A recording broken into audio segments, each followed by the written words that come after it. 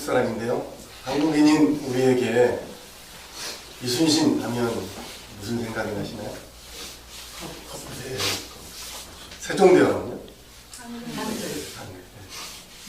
손기정, 마라톤.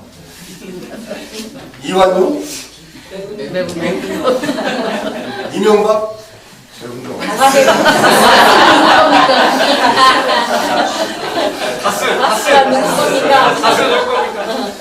이렇게 뜨거운 반응이 예상 못했습니다. 아마 유대인들도 마찬가지였을 겁니다. 한 민족에게는 공통으로 기억되는 역사와 설화들이 있기 마련이죠.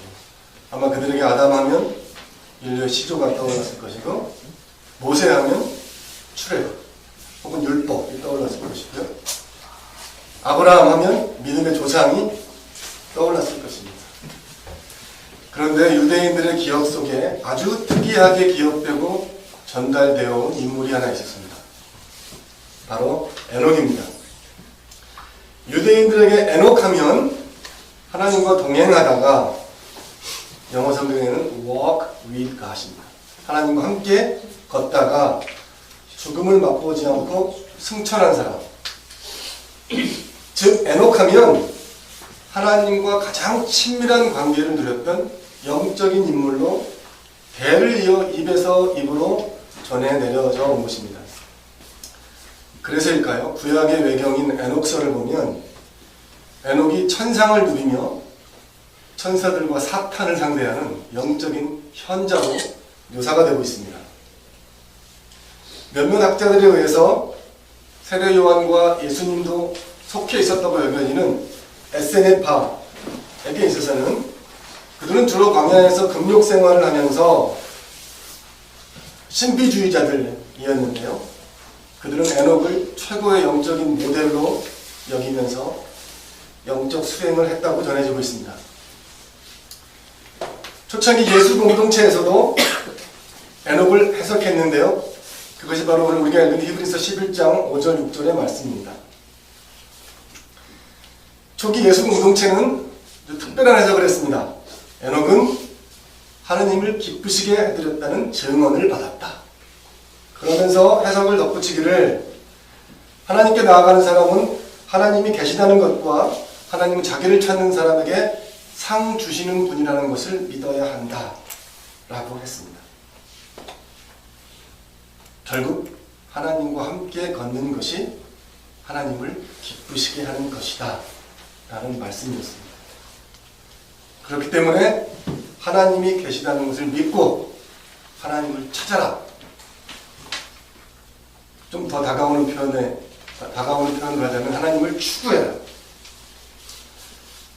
아마 사랑을 해본 사람은 누구나 공감을 하실 텐데요. 사랑하는 사람과 함께 있는 것이 얼마나 기쁜 일인지. 그분이 비록 지금 같이 사는 분이 아닐 수도 있겠지만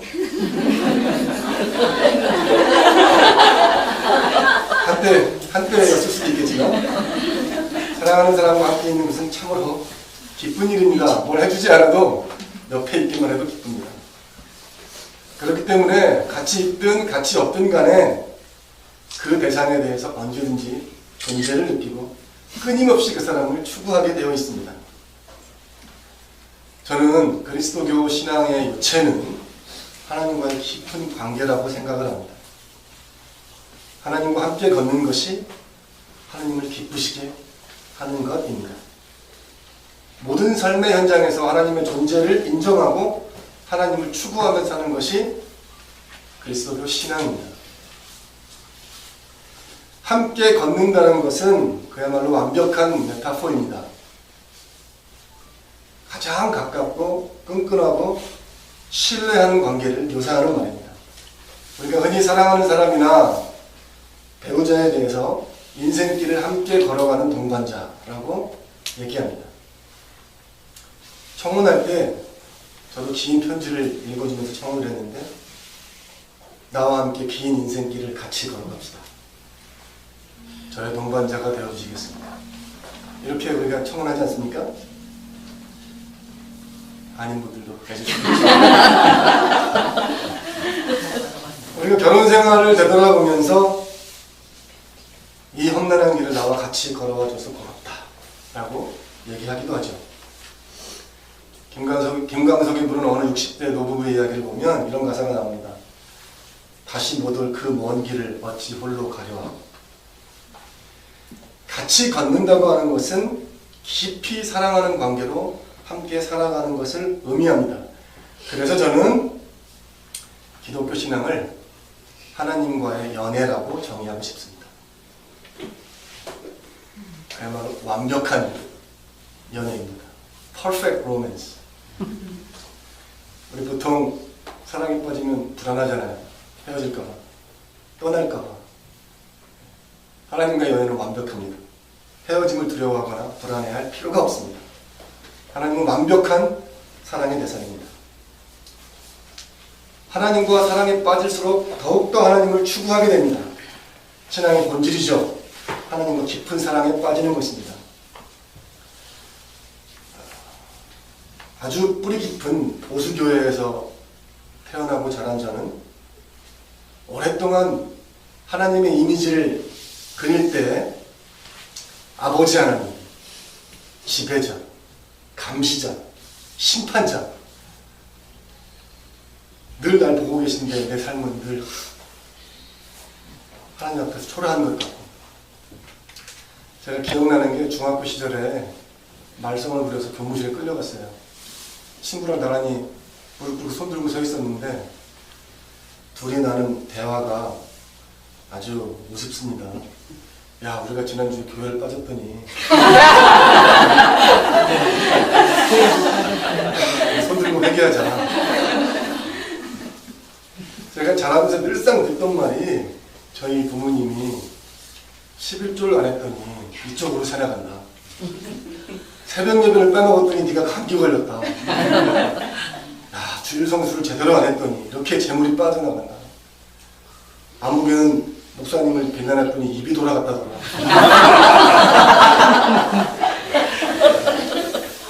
이런 오랫동안 저를 지배해온 그 지배적인 감정은 죄책감이었습니다.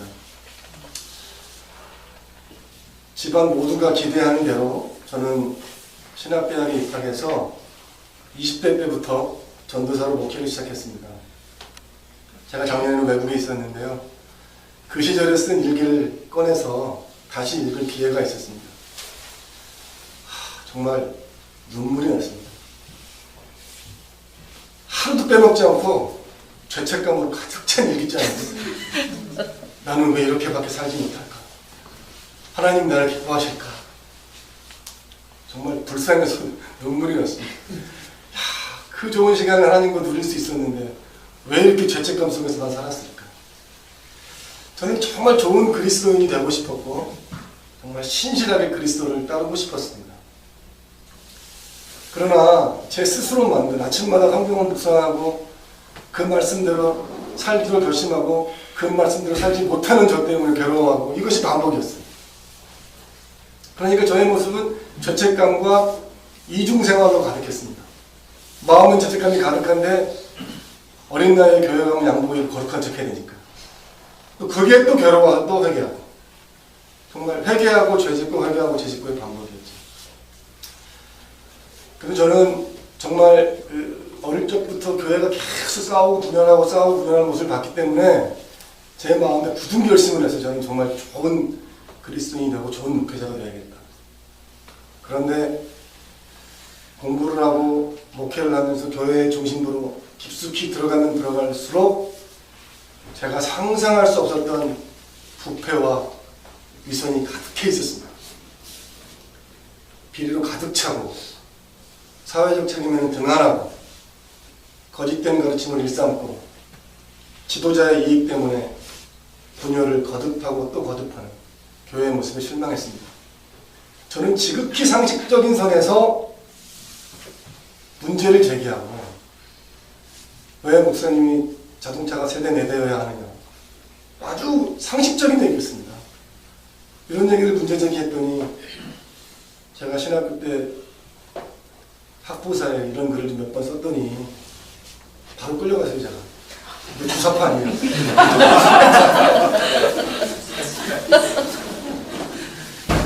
뜻이 맞는 친구들끼리 교회를 개척했습니다. 20대 후반에. 한국교회를 우리가 개혁해보자. 선배들이 우리는 이단이라고 소문을 퍼뜨리고 다녔어요. 저는 아예 20대 후반부터 아예 빨갱이로 낙인을 찍혔어요. 아주 상식적인 얘기들이었는데, 그러니까 개인적으로는 죄책감과 싸우고 교회 안에서는 온갖 비리와 부조리와 모순과 싸우는 아주 웃음 모양새가 돼버렸죠. 여차저차해서 제가 30대 후반에 한 4, 500명 모이는 교회에 설교자로 서게 되었습니다. 얼마 후에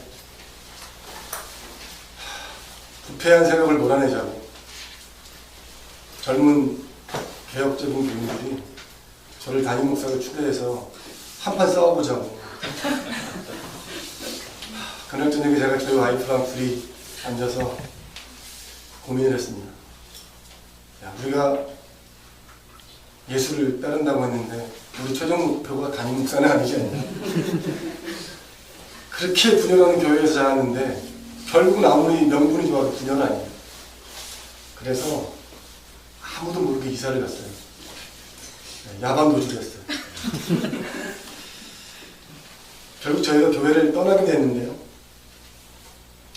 저는 그전까지는 교회만 개혁하면 될 줄 알았는데 그 이후로는 기독교의 가르침 자체에 회의를 느끼게 됐습니다. 성경의 가르침과 교회의 가르침이 너무나 확연히 달랐기 때문에 그걸 깨닫는 순간 정말 깊은 회의와 방황에 빠지게 되었습니다. 하필이면 저희가 교회를 떠나던 해에 이명박이 대통령이 되었습니다. 저희가 10년간 교회를 떠나 있었는데 그 10년간 저희는 이명박근혜를 견뎌야 했습니다. 저희 와이프하고 둘이서 아주 외롭게 시위 현장에서 많은 시간을 보냈습니다. 정말 제가 교회 가보니까 이렇게 투정도 같이 하면 즐거운데 둘이 하니까 정말 외롭고 힘들더라고요. 그래서 시위 현장에 있다가 한편으로는 제가 명상센터에 가기도 하고 마음수련이라는 단체에 가서 마음수련도 하고 방황을 많이 했죠. 종교에 대해서 다양한 측면을 다시 한번 공부해보고 여러 경전을 공부하고 또 같이 모여서 경을 연구하는 모임을 만들기도 하고 참여하기도 하면서 정말 치열하게 읽고 공부했지만 공부할수록 이상하게도 시간이 갈수록 굉장히 공허해졌습니다. 어느 날 경모임을 하고 있는데 다 대학 교수들이고 다 내노라 하는 분들인데 경모임을 하면서 우리가 깨달음을 얻고 더 깊이 들어가고 싶은데 이것은 그야말로 지식의 향연이었어요. 서로 지식을 자랑하고 이야기를 나누는데 거기에 앉아서 무식한 저로서는 정말 너무 영적인 허기가 느껴졌습니다. 그래서 경모임을 그만두고 진보적인 교회를 찾아다녔어요. 여러분들 이름만 내도 알 수 있는 진보적인 교회를 찾아다녔는데 제가 느끼기에 너무 냉랭하고 생기가 없게 느껴졌어요. 지나치게 지적이고 지나치게 비판적이에요. 한 교회에서는 설교를 1시간 반을 했는데 주제가 오이코노스였습니다. 민중신앙. 근데 어떤 민중도 이해할 수 없을 겁니다.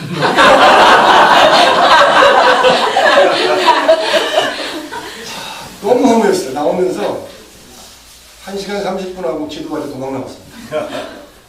민중이 찾아가야 되는데 민중이 주제인데 민중이 없어요. 저 같은 민중이 앉아있을 수가 없어요. 저 같은 평범한 사람에겐 교회의 벽이 너무 높게 느껴졌습니다. 뭔가 이 모임에 참석하려면 공부를 더 해야 될 것 같고 뭔가 좀 더 유식해야 될 것 같고 일단 따뜻하지가 않았어요. 제가 끼어 들어갈 수 있는 틈이 보이지가 않았습니다. 드디어 세월호 사건이 터지고 추운 겨울에 청와대 앞에서 비닐을 깔고 노숙을 하는 부모들, 삭발하는 엄마들, 정말 견딜 수 없이 괴로웠습니다. 자식 잃은 부모들의 절규를 외면하는 사회. 천국과는 말할 것도 없고 언론과 어느 날 제가 성명하는데 지나가는데 아줌마들 오니 지겨워 죽겠어. 보상금을 그렇게 많이 받아먹고도 너무 괴로웠어요. 제가 한동안 불면증과 우울증에 시달렸으면 너무 분해서 박근혜가 대통령 되는 날 저희 아이들이 아빠가 그날 새벽까지 울면서 술 마신 기억이 난다고. 그때 세월 사건이 터지고는 잠을 이룰 수가 없었습니다. 저도 가르치는 일을 하고 있기 때문에 악몽도 많이 꾸고 불면증과 우울증에 시달렸습니다. 제가 더 이상 영적으로 버틸 힘도 없고 몸도 쇠약해지고 아무리 촛불을 들고 외쳐도 방송만 들고 나오지 않고 이 세월호의 억울함을 풀어줄 길도 방법도 없다고 생각이 들었습니다. 그리고 이 현실을 보고도 아무것도 할 수 없는 제 자신이 너무 싫었어요. 그래서 제가 어느 날 제 아내에게 한국을 떠나자고 했습니다. 가진 것도 없는데 일단 내가 한국에 있으면 못 살겠다고. 그래서 저희가 한국을 떠났어요. 진짜로 떠났어요. 그래서 호주로 갔습니다. 표면적인 이유는 불면증, 우울증, 세월호 사건 이런 것이었지만 제 안에서는 진지하게 제 생각을 정리해보고 신앙을 회복하고 싶었습니다. 그래서 호주에 다시 신학교에 등록을 하고 신학을 공부하면서 한편으로는 정말 여러 교회를 찾아다녔습니다. 장로교회, 연합교회, 침례교회, 오순절교회, 가다 심지어는 무신론교회, 썬데이 어셈블리라고 영국에서 시작한 무신론교회가 있어요. 정말 영적인 유랑을 했습니다. 저 개인적으로는 영성수련을 하면서 여러 신학자들의 글을 읽고 생각을 어느 정도 정리하고 2년 만에 올 3월달에 한국에 돌아왔습니다. 한국에 돌아왔는데 갈 교회가 없었어요. 그때 세민족교회 알았으면 왔을 수도 있는데 이거 녹음되죠? 제가 여러 교회들 전전했습니다. 애들을 데리고 한국 교회에 갈 수가 없어서 외국인 교회를 떠나다녔어요. 이태원에 가기도 하고 연세대학교 안에 있는 미국인 교회를 가기도 하고. 그런데 이 교리로만 가득 찬 설교와 가르침은 영어로 들으니까 더 답답했어요. 도저히 교회를 다닐 수가 없었어요. 그러던 중에 제가 God We Never Knew라고 하는 책을 아주 감명 있게 읽었는데 이 책을 번역한 한인철 교수님은 어느 교회를 갈까 궁금했어요. 그래서 검색을 했더니 세민족교회는 안 두고 동족교회를 떴습니다. 그래서 동족교회를 찾아가게 되었고 마지막에 우리가 이 교회만 가보고 이 교회도 우리가 신앙생활 없으면 교회를 다니지 말자 이렇게 하고 갔는데 우리가 동족교회에 정착하게 됐어요. 우리 교우들과 막걸리 잔을 기울이면서 약자들을 함께 돌보면서 살아가는 이야기를 나누면서 그야말로 살아있는 신앙을 만났습니다. 아마도 우리가 처음 찾아간 날 같이 막걸리를 마신 게 주요하지 않았나. 저는 너무 따뜻했어요. 맞아주고 이야기하고 스스럼 없이 다가와서 마음을 열어주어서 영적으로 긴 방황을 했던 우리들에게 너무나 감사한 일이었습니다.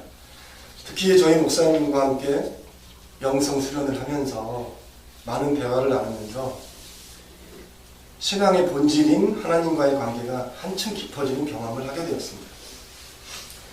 제가 오랜 방황 끝에 다시 만난 하나님은 지배자, 감시자가 아니라 연인으로서의 하나님이었습니다. 하나님은 늘 신비 속에 머무르고 계십니다. 우리의 삶은 신비로 가득 차 있습니다. 이 신비를 인정하지 않으면 삶과 신앙은 메마르게 됩니다. 불과 몇 시간 전만 해도 저와 여러분은 아무 관계가 아니었습니다. 그러나 지금은 함께 하나님을 얘기하고 서로 나누고 듣고 하고 있습니다. 저는 하나님의 신비가 아니고는 설명할 수 없다고 생각합니다. 사실 우리 삶에서 예측하고 생각한 대로 이루어지는 일이 그렇게 많지 않습니다. 가장 중요한 일은 우리가 모르는 일이에요. 제가 어떻게 아내를 만났는지 설명할 수 없습니다. 제가 어떻게 아이를 셋을 낳았는지 돈도 없으면서 설명할 길이 없습니다. 제가 어떻게 지금처럼 살아가고 있는지 설명할 수도 없고 어떤 이론도 없습니다. 신앙은 결국은 해석이고 고백입니다. 제가 너무 힘들어서 한국을 떠났는데 호주에 도착하자마자 마태복음 1장부터 다시 읽기 시작했습니다. 여러분도 아시겠지만, 그리고 많은 분들처럼 여러분들도 포기하신 분이 많겠지만, 성경을 읽으러 맘먹었는데 족보가 나옵니다. 그 다음에 동방박사가 나옵니다. 별이 나오고요. 천사들이 등장하고 꿈이 등장합니다. 저는 이 1, 2장을 읽으면서 굉장히 기쁜 은혜. 하나님이 저에게 주는 메시지는 하나님이 인도하고 계신다는 것이었어요. 동방박사를 통해서, 별을 통해서, 천사들을 통해서, 꿈을 통해서 인도하고 계신 하나님이 지금 이 낯선 나라에 내 발걸음을 여기까지 인도하셨구나. 아, 하나님이 나를 택해 주셨구나. 여러분, 저는 예정론 얘기하고 선택설을 얘기하는데 그것은 고백의 언어이지 교리로 고정시켜놓고 내가 예정 됐나 안 됐나 따지는 것이 아니라고 생각합니다. 이건 굉장히 개인적인 고백이에요. 어느 날 살다 보니 아, 하나님 나를 택해 주셔서 지금 이 자리까지 인도해 주셨구나 하고 고백하는 것 아니겠습니까? 신앙은 해석입니다. 신앙은 신비 속에 계신 하나님과 매일 매순간 동행하면서 마음의 평화를 누리고 하나님과의 관계가 갈수록 더 깊어져 가는 것입니다. 제 경험이 그랬습니다. 저는 정말 결박이 풀리고 해방되는 경험을 했습니다. 잠자리에 들 때마다 오늘 나는 하나님 앞에서 어떻게 살았지 하나하나 따지면서 죄책감에 잠들던 그런 날은 더 이상 저에겐 의미가 없습니다. 지금 이 순간까지 나를 인도하고 계신 하나님을 고백하는 것입니다. 여러분, 기독교 신앙의 정수이자 다이아몬드는 영성입니다.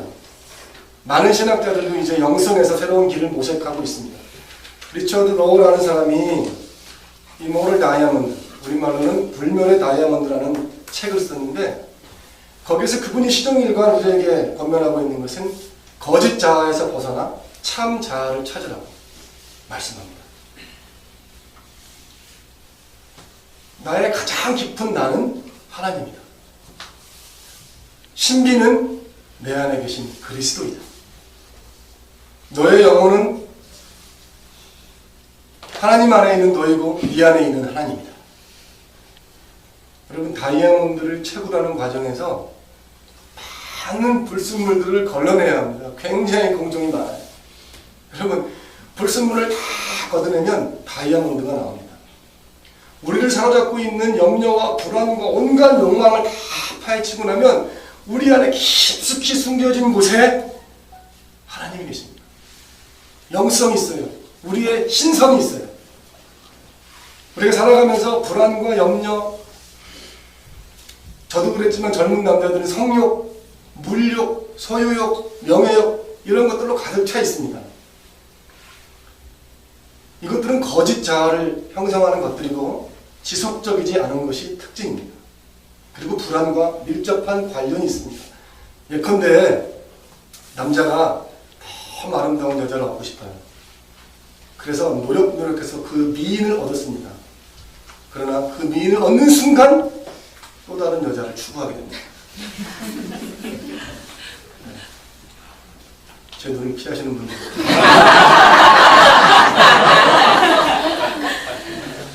그렇다고 계속 저를 쳐다보지 말아주세요. 여자도 마찬가지입니다. 저 남자 마음만 얻는다. 그런데 그 남자가 고백하고 마음을 나에게 주는 순간부터 불안해지기 시작합니다. 그 남자가 다른 여자랑 이야기만 해도 웃기만 해도 마음속에 분노와 함께 불안이 몰려옵니다. 대개 욕망은 더 큰 욕망을 낳거나 불안을 낳게 됩니다. 그랜저를 사면 구수가 보이는 거죠. 저희 교회 집사님 중에 한 분이 남편이 교회를 다니지 않는데 동창회를 하는데 자기 아내한테 차를 가지고 오라고. 그러면 신신당부하는 거예요. 차 맨 앞에다가, 무조건 맨 앞에다가 아우디를 새로 뽑았거든요. 그럼 큰 집이나 차나 뭐 명예나 뭐 이 모든 것들을 부정하지 않습니다. 이거 참 필요한 것들이죠. 그러나 이것들이 대부분은 살다 보면 저절로 얻어지는 것이 더 많습니다. 그냥 필요해서 구입하는 것이고 필요에 의해서 다 얻어지게 돼 있습니다. 적어도 이것들이 우리가 간절히 추구해야 될 우선순위가 될 수는 없습니다. 아니, 우선순위가 될 필요도 없는 것들이죠. 살다 보면 저절로 생깁니다. 우리 각자가 살아오면서 어떤 가치들을 자기 안에 내면화합니다. 본인이 성장하면서 주변의 특정 인물을 통해서, 가정 배경을 통해서, 사회적인 환경을 통해서, 본인이 경험한 독특한 경험을 통해서 어떤 가치를 자기 안에 내면화시키고 삶의 방식을 만들어 갑니다. 그런데 여러분 한번 해보세요. 하나님 앞에 가만히 앉아서 내가 귀하게 여기는 가치들을 하나씩 하나씩 따져보면 버릴 것들이 훨씬 많습니다. 그래서 시에나의 캐서린이라는 사람이 내가 발견한 풍요 속에서는 어떤 것도 잃을 것이 없다. 하나님과의 깊은 교제로 들어가면 다른 모든 것들이 크게 보이지 않습니다. 우리는 하나님의 형상으로 지음받은 존재라고 합니다. 우리 안에 깊은 신성이 있습니다. 그럼 그 신성과 만나는 경험을 해야 돼요. 교회가 되찾아야 할 보석 같은 전통은 영성 수련의 전통입니다. 왜 영성이 보수교회의 전유물 이어야 합니까? 저도 저희 집안에서 제가 목회자가 되기를 간절히 기대했지만 저 빼고 다 목회자가 됐어요. 밤마다 기도하고 부르짖고 뭐 은사 받았다고 하고 정말 명절이 저에겐 지옥인데 왜 영성이라는 것이 그들의 전유물이 되어야 하나요? 그동안의 한국교회의 영성 전통이 마치 보수교회의 것인 것처럼 여겨져온 경향이 있습니다. 새벽기도, 철야기도, 나무 한 그루씩 뽑는다는 산기도, 각지에 세워진 기도원. 저는 보수교회의 좋은 영향력을 인정합니다. 사람을 레디컬하게 바꾸는 힘이 있어요. 어느 날 자기가 살아온 삶을 깨끗하게 정리하고 회심하고 교회의 일원이 되어서 급진적으로 새 삶을 시작하도록 돕습니다. 문제는 그 이후에 폐쇄적인 영성으로 무장시켜버린다는 데 있습니다. 주일 성수해라, 11조해라, 술, 담배 하지 마라, 우리처럼 믿어야만 구원받을 수 있다, 동성애는 죄악이다 등등 교회가 공공연히 차별과 혐오를 가르칩니다. 예수님이 말씀하신 것처럼 소경이 소경을 인도해서 함께 구덩이에 빠지는 꼴입니다. 그래서 어느 신학자가 Following very tiny American Jesus, 아주 조그만 미국식 예수를 따르고 있다. 하나님을 자기들 수준으로 축소시켜버리는 겁니다. 영적 지도자라고 하는 사람들이 교인들을 그 좁은 세상에 처박아 놓고 마는 것입니다. 전 세계의 종교 전통의 아름다운 공통 분모는 열린 영성입니다. 신성과 맞닿을 때 모든 벽은 무너져 내립니다. 차별도 구분도 그 어떤 혐오도 없습니다. 성별도 민족도 인종도 사회적 계급도 심지어는 종교 자체도 무너져 내립니다. 예수님의 친구들을 살펴보십시오. 여자와 아이들, 세리와 죄인, 병자, 이방인, 로마 군인, 삭개오, 나사로. 마태복음 26장 6절에 보면 예수님이 십자가에 돌아가시기 전에 마지막으로 주무신 곳은 문둥병자 시몬의 집이었어요. 우리는 예수님의 열린 영성을 따라가야 합니다. 예수님은 먹지 마라, 하지 마라, 만지지 마라, 무조건 순종해라, 이런 닫힌 영성을 완전히 깨트려 버리셨어요. 사람이 안식일을 위해 있는 것이 아니라 안식일이 사람을 위해 있는 것이다. 영성의 본질을 지적하셨어요. 여자와 아이들, 세리와 죄인들, 병자들, 사회적 약자들과 어울리면서도 포갑적인 종교 권력과 정치 권력을 신랄하게 비판하고 거기에 분연히 맞서셨습니다. 우리는 이와 같이 예수님의 활짝 열린 영성을 따라가야 합니다. 이제 우리가 아름다운 기독교 영성의 전통을 되찾아서 한국교회의 새로운 영성의 전통을 만들어야 할 때입니다. Only here, only there, 여기에만 저기에만 이런 영성이 아니고 always and everywhere, 항상 어디에나의 영성으로 한국교회의 영성 전통을 되살려야 할 때입니다. 우리는 모든 삶의 현장에서 하나님과 동행하며 하나님을 믿고 하나님을 추구할 수 있습니다. 하나님과 동행하는 것, 하나님과 우리 그리스도인의 관계는 신비의 영역에 있습니다. 각자가 경험하고 각자가 고백하고 각자가 해석하는 것입니다. 이것은 설명이 불가능하고 학설이나 교리로 묶어둘 수도 없고 예상할 수도 없는 것입니다. 각각의 그리스도인들이 독자적이고 독특한 삶의 현장에서 경험하고 해석하는 것입니다. 불현듯 염려와 걱정이 나를 압도할 때 하나님이 계심을 믿고 하나님을 추구해야 할 때입니다. 견딜 수 없는 욕망이나 분노가 나를 덮쳐올 때 하나님의 존재를 인정하고 추구해야 할 때입니다. 강자가 약자를 괴롭힐 때, 약자가 강자에게 억울함을 당할 때 하나님의 존재를 기억하고 추구해야 할 때입니다. 너무 아름다운 장면을 만날 때 혹은 너무 고통스러운 현장에 있게 될 때 우리가 하나님을 기억하고 추구해야 할 때입니다. 모든 삶의 장면마다 하나님의 존재를 기억하고 하나님을 추구하는 것, 그것이 바로 하나님과 동행하는 것이고 하나님을 기쁘시게 하는 것입니다. 보수학자들은 에녹을 예수 승천의 모델로 해석합니다. 그러나 저는 에녹을 완벽한 예수 영성의 모델로 해석하고 싶습니다. 예수의 말로 하나님과 동행하고 하나님을 추구하고 하나님과 사람들을 사랑하면서 활짝 열린 영성으로 살아가신 분입니다. 그리스도인은 이러한 예수를 따라서 활짝 열린 영성으로 살아가야 하며 이것이 바로 경쟁에 지치고 고독과 외로움에 빠져 있는 현대인들에게 대안을 제시할 수 있는 기독교 신앙의 진수가 될 수 있습니다. 많은 사람들이 더 이상 기독교의 매력을 느끼지 못합니다. 개독교라는 말은 이제 하나의 명사가 되었어요. 종교의 환멸을 느끼는 사람일수록 신비에 열려 있다 라고 하는 말은 참으로 공감이 되는 말입니다. 제가 작년에 테드 강연을 하나 들을 기회가 있었는데 거기에 심리학자가 나와서 여러 얘기를 했는데 포인트는 이것입니다. 우리가 아침에 일어나면 세수하고 샤워하고 머리 감고 바르고 머리 빗고 제일 깨끗한 옷을 입고 외모를 다 가꾸고 그러고야 밖에 나가는데 외면보다 훨씬 중요한 내면을 위해서 여러분은 뭘 하고 있습니까? 외모는 잘 가꿨는데 안은 뒤죽박죽 엉망이 돼서 그대로 살아가고 있지 않습니까? 내면이 훨씬 더 중요합니다. 아마 현대인이라면 모두가 공감할 겁니다. 문제는 우리가 어떻게 내면을 정리정돈을 할 것인가 하는 것이죠. 그때 우리가 제시할 수 있는 것이 바로 기독교의 영성 전통입니다.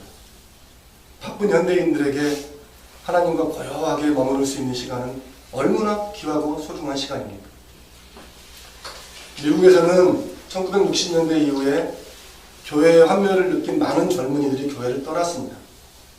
그들은 매력 없는 기독교, 삶을 변화시킬 수 없는 기독교를 떠나서 동양 종교의 영성으로 깊이 빠져들었습니다. 우리가 잘 알고 있는 현각 스님도 하버드 대학교에서 숭산 스님의 설법을 듣고 한국의 선불교에 귀의해서 지금까지 지내고 있습니다. 영적으로 굶주린 많은 젊은이들이 선불교, 티벳불교, 인도 신비, 영상 종교 등으로 떠나갔습니다. 그에 대한 반성과 대안으로 1970년대에 토마스 머튼, 토마스 키팅, 존 메인 같은 미국 교회의 영적 선각자들이 기독교의 영성 전통을 되찾아서 젊은이들에게 소개하기 시작했습니다. 그 결과 많은 젊은이들이 기독교의 아름다운 영성 수련에 참여하기 시작했고 삶의 변화와 평화를 누리며 살아가게 되었습니다. 데이빗 프레넷 같은 인물은 교회를 떠나서 인도 명상에 심취했다가 기독교 영성 전통을 알게 된 후에 다시 교회로 돌아와서 기독교 영상 센터를 세우고 많은 젊은이들을 도와주고 있습니다. 제가 다니고 있는 북녘교회에서도 향신기도 모임을 하고 있습니다. 침묵 속에서 내 안에 계신 하나님, 내 안에 있는 신성을 향해서 깊이 지향해 가는 것입니다. 그래서 이 기도를 센트링 프레이어라고 합니다. 향신기도를 시작한 후에 제 삶에 크게 변화가 일어나고 있습니다. 제 안에서 일어나고 있는 걱정과 염려와 분노와 욕망 등을 자연스럽게 흘려보내는 훈련을 하고 있습니다. 최근에는 목사님과 향신기도 멤버들과 북한산에 올라가서 바위 위에 조용히 앉아서 향신기도를 하기도 했습니다. 그 기쁨과 영적 만족과 평안은 그 무엇과도 비교할 수가 없습니다. 함께 모여서 본인의 일상에서 벌어지고 있는 많은 사건들을 이야기하고 그 속에서 경험한 하나님을 나누고 함께 기도하는 순간은 제 삶에서 가장 소중한 시간입니다. 부르짖고 청원하고 부탁하는 기도에서 벗어나 침묵 속에서 하나님을 지향하는 기도의 순간이 저에게는 리차드 로워의 책 제목처럼 불멸의 다이아몬드가 같습니다. 여러분은 누가복음 24장에 등장하는 엠마오로 가는 두 제자를 기억할 것입니다. 그들은 엠마오로 가는 도중에 자기들과 함께 걸으며 이야기를 나누고 가르침을 주었던 분이 예수라는 사실을 몰랐습니다. 결국 함께 식사를 하는 도중에 그분이 예수님이었다는 사실을 깨닫게 되었고 그 순간 예수는 보이지 않게 되었다고 성경은 기록하고 있습니다. 이 사건이 실제로 일어난 일인지 아닌지 따지는 것은 아무 의미가 없습니다. 이 기사를 읽으면서 우리가 깨달아야 할 것은 이 사건이 실제로 일어났느냐 일어나지 않았느냐가 중요한 것이 아니라 이 사건은 항상 일어날 수 있다는 것입니다. 우리는 항상 주님과 동행할 수 있습니다. 특정 사건이 중요한 것이 아니라 우리의 모든 일상에서 주님과 동행할 수 있습니다. 하나님은 신비 속에 계십니다. 우리는 하나님과 함께 걸으며 하나님과 함께 기뻐할 수 있고 매사에 하나님의 존재를 인정하고 그 하나님을 끊임없이 추구하며 살아갈 수 있습니다. 하나님과 동행하면서 주님을 따라서 활짝 열린 영성으로 살아갈 수가 있습니다. 하나님과 함께 걷는 것은 하나님을 기쁘시게 하는 것입니다. 하나님을 사랑하는 것은 하나님이 계신 것을 믿고 모든 일상에서 하나님을 추구하는 것입니다. 우리가 살아가는 일상은 하나님의 신비로 가득 차 있습니다. 우리는 기독교 전통이 가르쳐주고 있는 많은 영성수련을 통해 하나님의 신비를 경험하며 한결 풍성한 삶을 살아갈 수 있습니다. 제가 제 아내를 대할 때마다 늘 가슴에 새겨두고 있는 말이 있습니다. 에리 프롬이 사랑의 기술에서 말했던 대로 사랑받기 위하여 사랑하는 것이 아니라 사랑하기 때문에 사랑받는 것입니다. 필요하기 때문에 사랑하는 것이 아니라 사랑하기 때문에 필요한 것입니다. 이 말은 하나님과의 관계에서도 적용될 수 있습니다. 하나님을 향한 지향으로 가득 찬 삶은 하나님을 사랑하는 것이며 그로 인해 우리는 무궁무진한 하나님의 사랑 안에 머무를 수 있습니다.